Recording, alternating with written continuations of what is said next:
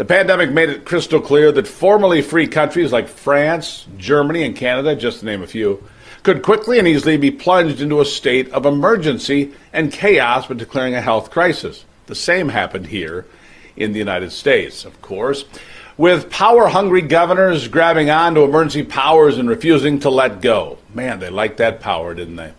Lockdowns coupled with mask mandates and demands that everyone comply with vaccination requirements or effectively be blocked from participating in normal activities like going to school, going for a walk, buying groceries, or even going to your doctor for medically necessary procedures to treat things like cancer and heart disease. And as a result, the boomerang effect is now taking the lives of those that missed critical treatments.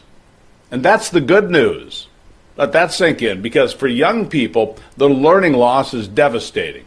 It is likely to have a generational impact and maybe even longer. That doesn't even take into account the millions of kids that vanished. That's right, just millions dropped out of school, and they just disappeared. The school's now scrambling to make up billions of dollars in lost revenue and figure out where'd they all go. The mental health crisis is also crippling young people and people across all age brackets. The rates of anxiety and depression have exploded, and worse, so have the numbers of suicides. You've heard the stories. And then you look at the substance abuse. Millions of people of all ages decided it was time to self-medicate for loneliness, depression, and anxiety.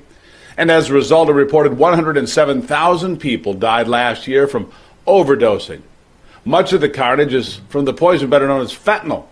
And that doesn't even take into account people that started drinking more, some a hell of a lot more. And why do you think in states like Michigan, where recreational marijuana is now legal, that there's a pot shop on every other corner in every single town, it seems? I mean, my God, they're everywhere. And how the hell can that be healthy? Just a reminder, stoned and stupid is just no way to go through life, son. But let me get back to the dark clouds of an impending food crisis. We all know about the challenges facing Ukraine and its ports being bombed and blocked by the Russians ever since they invaded back in February.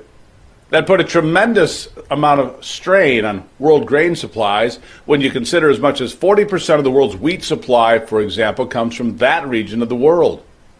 And now the record-setting drought and heat in China could create devastating food shortages.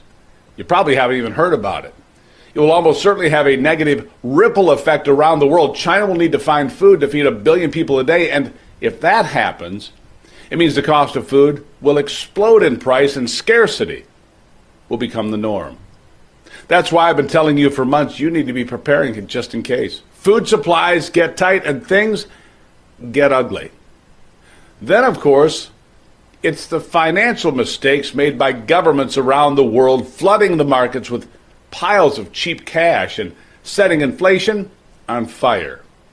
The latest unnecessary move, of course, by President Joe Biden and the Socialists was announcing it is forgiving hundreds of billions of dollars of student loan debt that the U.S. government created in the first place, with terrible policies that were accelerated by Barack Obama beginning in 2009. That, in effect, made the United States government the main creditor, the only creditor for kids racking up trillions of dollars in student loan debts to get degrees that will clearly never pay for themselves, because they're in such things as, say, theater, gender studies, fine arts, or English literature. And I have no idea how these kids, or their parents for that matter, thought they could ever make a living or even get a job for that matter by getting those degrees, and therefore have the means to pay back student loans. So the socialist solution? Stick it to everyone else and send the American taxpayers the bill.